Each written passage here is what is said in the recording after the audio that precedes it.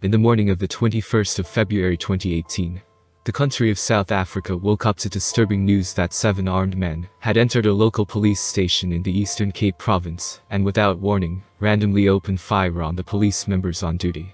4 police officers were killed instantly, while an off-duty soldier, who tried to return fire but sadly, was also shot dead with an automatic rifle in the chest, as the suspects were fleeing. The suspects made off with 2 police vans, 10 firearms including 6 pistols, 2 shotguns, 2 or 5 rifles and many rounds of ammunition, and they also kidnapped 2 other police officers. The bodies of the 2 officers were later found along the roadside, 6 kilometers from the police station, later that day. They had suffered gunshot wounds, which later showed they had been shot execution style with an AK-45. Then, only just 8 hours after this happened, the same gunmen would be seen on CCTV footage, where they successfully bombed, robbed and stole a Capitec ATM machine, just a short distance away from the police station. The men managed to steal about R500,000 from the machine.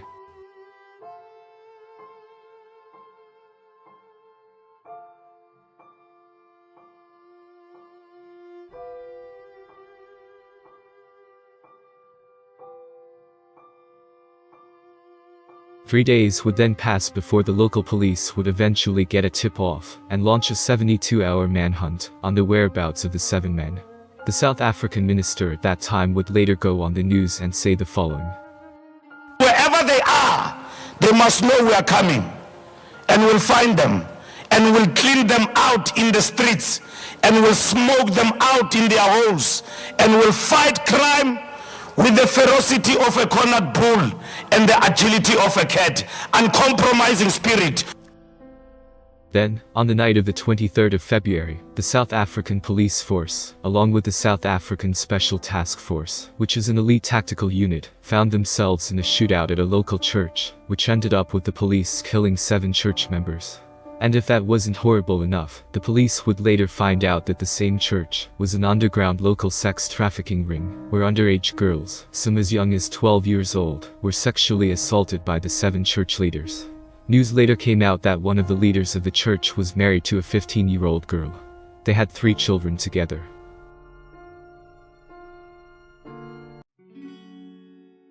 Amongst the 7 church members who were killed by police that night, 3 of them were the leaders of the church: 37-year-old Lisa Mancoba, 33-year-old Pila Mancoba, and 38-year-old Anda Mancoba. Police would later find out that these 3 men, along with their brothers, 31-year-old Miles Mancoba and 30-year-old Benel Mancoba, were all responsible for the massacre which took the lives of the 6 police officers at the Mancoba police station.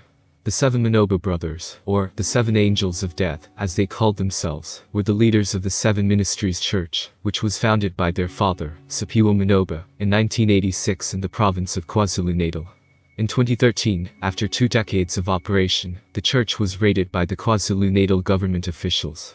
It was accused of violating children's rights, and also rumors of running a sex trafficking ring within the premises of the church. Siphiwe, who was their father, was arrested, but would later be released.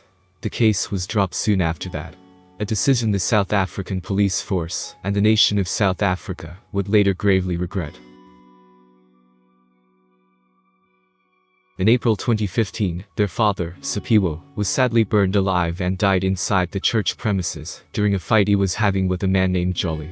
It is said that the 2 gentlemen were scuffling over land, and then Jolly would take out a firearm and shot Siphiwe 4 times, poured paraffin on him, and then burned him alive. No arrests were made on this. Soon after the murder of their father, the brothers would come out and make the following statement: "We as a family won't rest until we find who murdered our father. We will make sure that their heads are hanged at the front gates of the church. For God will deal with them from there on." Then, just only 48 hours after the murder of their father, the 7 brothers invaded the home of Jolly and began to shoot both him and his wife while they were sleeping. They were shot over 35 times. Their bodies were found the next morning, lifeless, in a pool of blood on their beds. Jolly and his wife also stayed within the church grounds. Surprisingly, this took place only a week before the brothers went on their killing spree at the Mancoba police station. After the death of their father in April 2015, the 7 brothers refused to succeed him as leaders of his church, choosing instead to break away and form their own church, which they called the 7 Angels Ministry. It was led by their mother, Naluvo Mancoba, or Mama Angel as she was known. The Seven Angels ministry, however, wasn't for everyone, as it wasn't open for the general public, and that you had to be chosen to enter the church.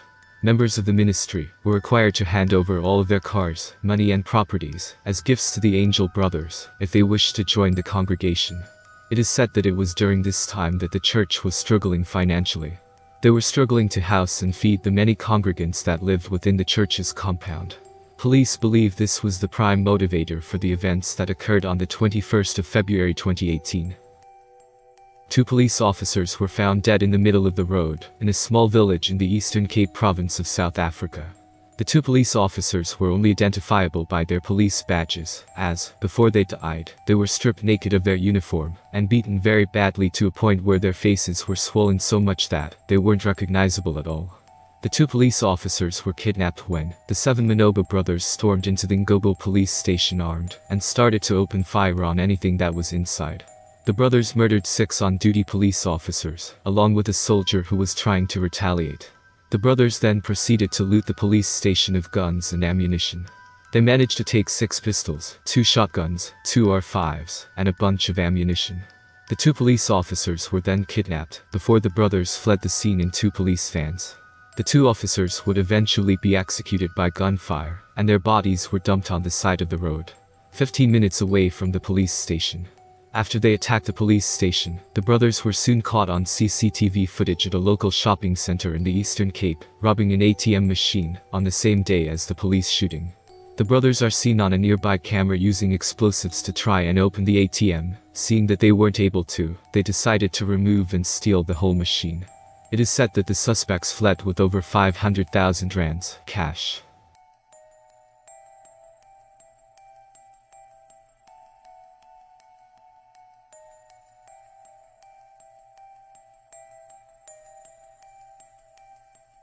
Then, on the 23rd of February, just 3 days after the police killings, the South African Police Service, along with the notoriously feared National Intervention Unit and Tactical Response Force, infiltrated the Seven Angels Ministry church compounds after receiving a tip-off about the whereabouts of the 7 men who committed the Mancoba police shooting.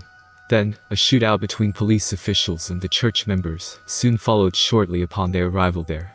About 10 people from the church were shot and killed by the police, 3 of whom were part of the 7 Mancoba brothers. They all died trying to shoot back at the police. Over 10 arrests were made that day, with 4 of the suspects being directly linked to the shootout that occurred days earlier at the police station. Young girls and women who police believed were being sexually assaulted by the brothers were rescued from the compound.